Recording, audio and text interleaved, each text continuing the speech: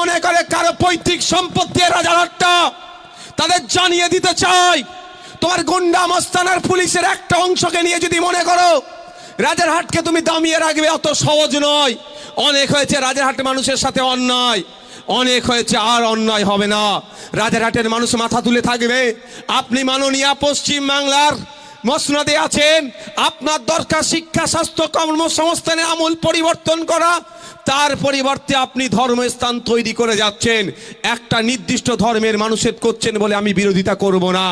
আপনি যদি মসজিদ করেন তারও আমি বিরোধিতা করব, কারণ সরকারের কাজ মন্দির মসজিদ তৈরি করা নয়। সরকারের কাজ হচ্ছে মন্দির মসজিদে যারা যাচ্ছে তাদের রুজি রুটি কিভাবে বৃদ্ধি হবে তার ব্যবস্থা করা। মন্দির মসজিদে যারা যাচ্ছে তারা অসুস্থ হলে কিভাবে চিকিৎসা পরিষেবা ফ্রিতে পাবে তার ব্যবস্থা করা। সরকারের কাজ হচ্ছে এই মন্দির মসজিদে যারা যাচ্ছে তাদের পরিবারের বাচ্চাগুলো স্কুলে গিয়ে বিনামূল্যে যাতে সঠিক শিক্ষা পায় তার ব্যবস্থা করা। সুতরাং আপনি মন্দির করেছেন বলে আপনার আমি বিরোধিতা করছি এরকম ব্যাপার নয়। আপনি মসজিদ করলেও আপনারও বিরোধিতা আমি একইভাবে করব, আপনি গির্জা করলে আপনার একইভাবে বিরোধিতা করব, আপনি গুরুদুয়ারা করলে আপনার একইভাবে বিরোধিতা করব। ধর্মপ্রাণ মানুষ মন্দির মসজিদ গির্জা গুরুদুয়ারা যার যেটা ইচ্ছা করবে, ওটা আমার কোনো প্রশ্ন নাই। কিন্তু সরকারের কাজ মন্দির মসজিদ তৈরি করা নয়, সরকারের কাজ নাগরিককে ভালো রাখা, নাগরিকের লাইফ স্টাইলের আপগ্রেড করা। কিন্তু দুর্ভাগ্য আমাদের, আমরা কি দেখছি, সরকার শুধু মন্দির তৈরি করতে ব্যস্ত। বিজেপির সাথে তালে তাল মিলাচ্ছে, কম্পিটিশনে যাচ্ছে, কে কত বড় মন্দির তৈরি করতে পারে, কে কত মন্দির তৈরি করতে পারে। আমি রিসেন্ট খবর পাচ্ছি এই রাজারহাট নিউ টাউন এলাকায়, যেটা আপনাদের পূর্বপুরুষের জমি ছিল, যেটাকে অ্যাকোয়ার করা হয়েছিল, আপনারা দিয়েছিলেন, সুন্দর একটা শহর তৈরি হবে, স্বাস্থ্য কেন্দ্র তৈরি হবে, হেলথ ডিপার্টমেন্টের জায়গা, যেটার আজকের বাজার মূল্য প্রায় 1100 কোটি টাকা। ওই টাকা দিয়ে নাকি এখানে মমতা ব্যানার্জি হিন্দুত্বের পলিটিক্স করার জন্য, হিন্দু ভাইদেরকে মন খুশি করার জন্য, হিন্দু ভাইদের ভোট পাওয়ার জন্য নাকি একটা দুর্গ অঙ্গন করছে। মুসলমানদের ভোট তো বিজেপির ভয় দেখি পকেটে ঢুকিয়ে নিয়েছে। এখন দরকার কি, আমার কিছু হিন্দু ভাইদের ভোট, তাহলে বাজি মাত হয়ে যাবে। সেই জন্য কি করছে, আপনার 400 কোটির ওপরে জগন্নাথ ধাম, 25 একর জায়গা আপনার এতে দার্জিলিংয়ে, আবার এখানে হচ্ছে আগামী দিনে অনেক জায়গায় হয়তো করতে পারে। কিন্তু আমার প্রশ্ন এখানে, যেটা হেলথের জন্য যে জায়গাটা বরাদ্দ করা হয়েছিল হেলথ ডিপার্টমেন্টকে, সেই জায়গাতে উনি করছে, 1 নম্বর।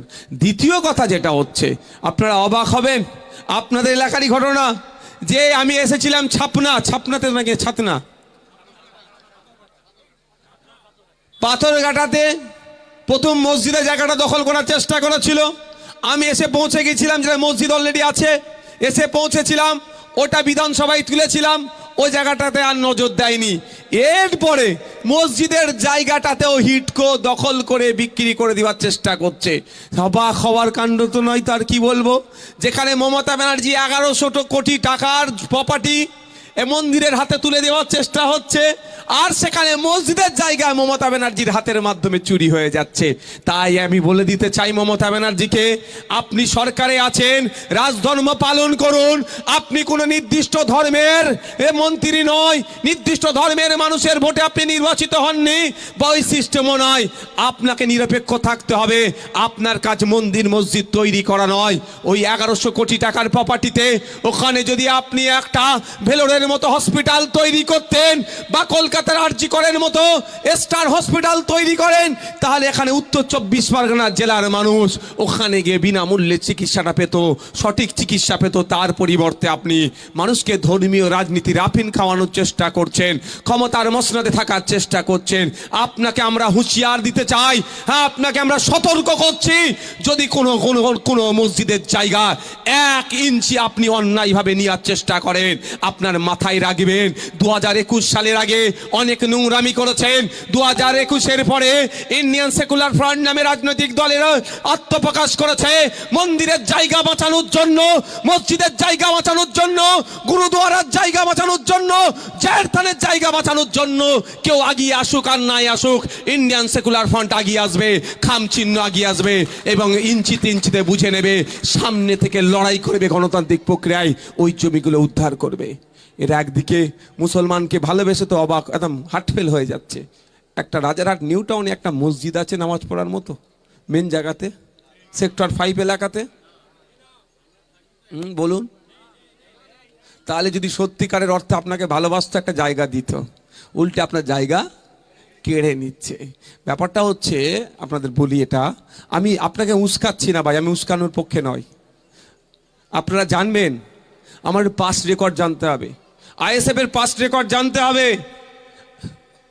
দিনাজপুরের চোপড়া বিধানসভা, ওখানে আদিবাসীদের 34 থেকে 40টি বাড়িকে পুকুরে আগুন লাগিয়ে দিয়েছিল, কেউ তাদের পাশে গিয়ে দাঁড়ায়নি। খাম চিহ্ন চলে গিয়েছিল, আইএসএফ চলে গিয়েছিল, আমি গিয়েছিলাম, তাদের পাশে দাঁড়িয়েছিলাম। শুধু দাঁড়িয়ে থাকা নয়, ওদের জাহের থানের কাছে ওদের ধর্মীয় একটি ধ্বজা আছে, সিম্বল থাকে, সেটা ওই দুষ্কৃতীরা কেটে ফেলে দিয়েছিল। বাঁশে লাগাই, বাঁশটা কেটে ফেলে দিয়েছিল। এতটাই আতঙ্কিত ছিল যে তারা নতুন করে আবার ওই বাঁশটা পোতার মতো সাহস দেখাতে পারছিল না। আমি ওখানে গিয়েছিলাম, ওখানে গিয়ে ওদের সাথে কথা বলেছি, খাবার ব্যবস্থা করেছি। দীর্ঘদিন ওদের খাবারের ব্যবস্থা এই খামচিহ্ন করেছিল। শুধু তাই নয়, জানিয়ে রেখে দিতে চাই আপনাদের, আজকে রাজারহাটে এসে মসজিদের জায়গার দিকে যারা আঙুল তুলছে তাদের বিরুদ্ধে যেমন বলছি, ওই দিনকে আমি দাঁড়িয়ে থেকে তাদের ধর্মীয় ধ্বজা ওখানে পুঁতিয়েছি এবং বলেছিলাম, কারো সাহস থাকলে আসলে তার হাতটাকে আমরা গুড়িয়ে দেব যদি কেউ ধর্মীয় ধ্বজার দিকে হাত বাড়ায়। তাহলে আমার কি জাত চলে গিয়েছিল নাকি? ও তখন আমি সেকুলার ছিলাম, আর এখন মসজিদের জায়গা বাঁচাবার কথা বললে আমি কমিউনাল হয়ে যাব, ওতে আমি পরোয়া করি না ভাই। আমার সামনে যে অন্যায় হবে, অন্যায়ের বিরুদ্ধে আমি কথা বলবো। সেটা মন্দির হতে পারে, মসজিদের জায়গা বাঁচাতে হতে পারে, রিফিউজি ল্যান্ড বাঁচাবার কথা হতে পারে, আর জাহের থানের জায়গাও বাঁচানো হতে পারে। কারণ আমি ইতিপূর্বে বলেছি, আমাদের লড়াই এটাই লড়াই, মসজিদের জায়গা ফিরিয়ে নিয়ে এসে মসজিদ কমিটির হাতে তুলে দেওয়া। দেবদেবীর নামে যে সম্পত্তিগুলো উৎসর্গ করে গিয়েছিল হিন্দু সমাজের মানুষেরা